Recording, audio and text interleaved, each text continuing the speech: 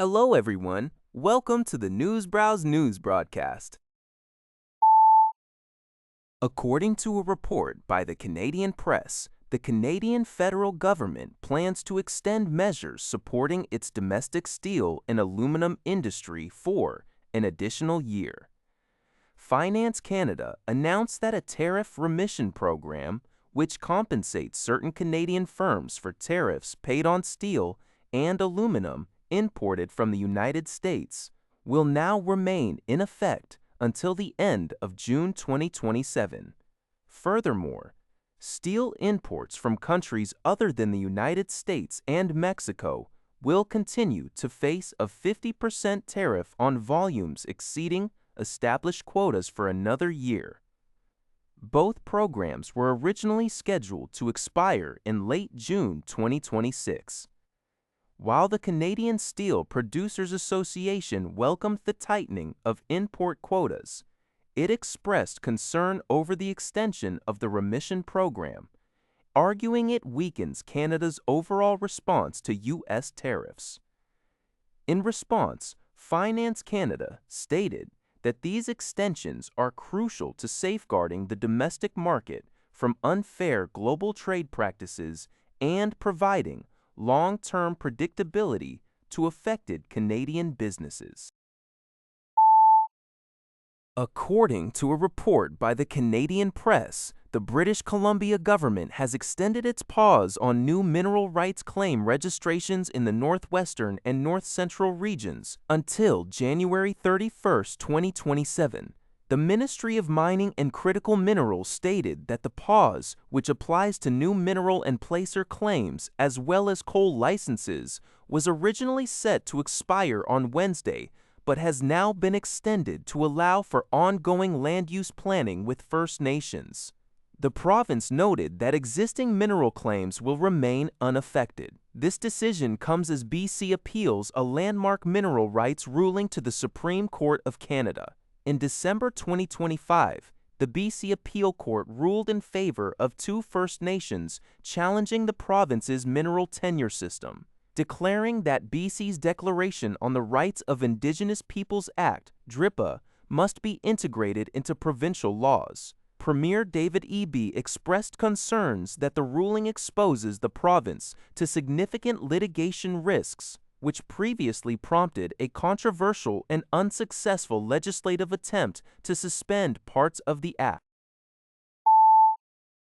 According to a report by the Canadian Press, Manitoba's trade representative in Washington, Richard Madan, stated that the key challenge for businesses is the ongoing uncertainty surrounding U.S. tariff policies. Madan's comments followed a surprise announcement by President Donald Trump's administration proposing an additional 10% tariff on Canada and other countries over forced labor concerns.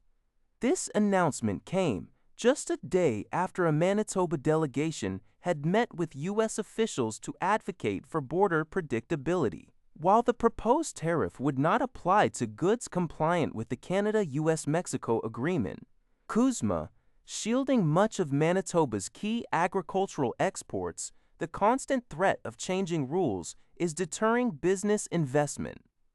Manitoba Premier Wab Kiin strongly criticized the U.S. move, calling on the Trump administration to back down and warning that Canada would push back if its economy is attacked.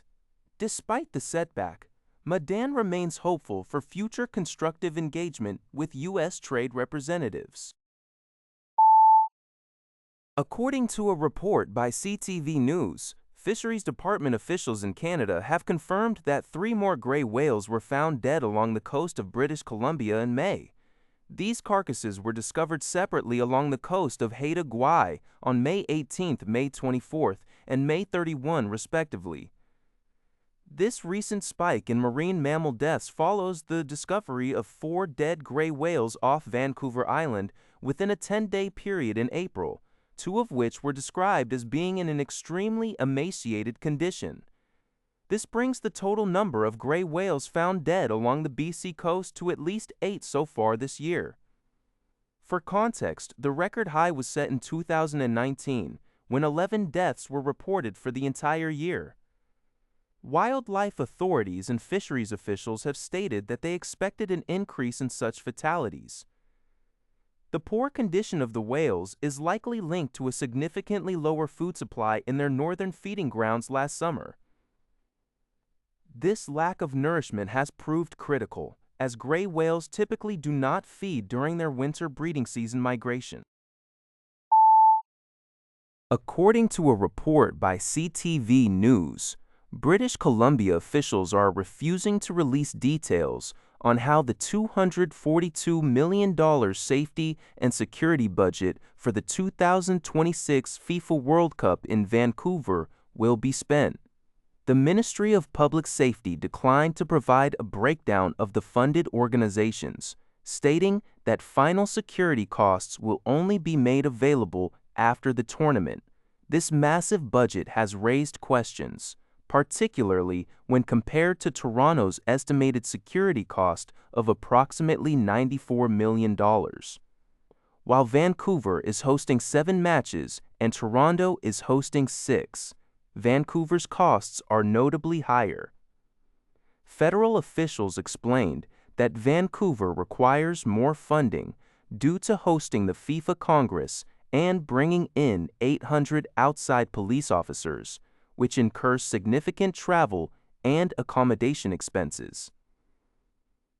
Sports economists suggest that the lack of transparency is typical of FIFA's strict contracts. Additionally, the unique layout of downtown Vancouver's BC Place presents complex logistical and security challenges compared to Toronto's BMO Field. For now, the public remains in the dark about the exact allocation of these taxpayer funds. That's all for this video. Thank you for watching. See you in the next video.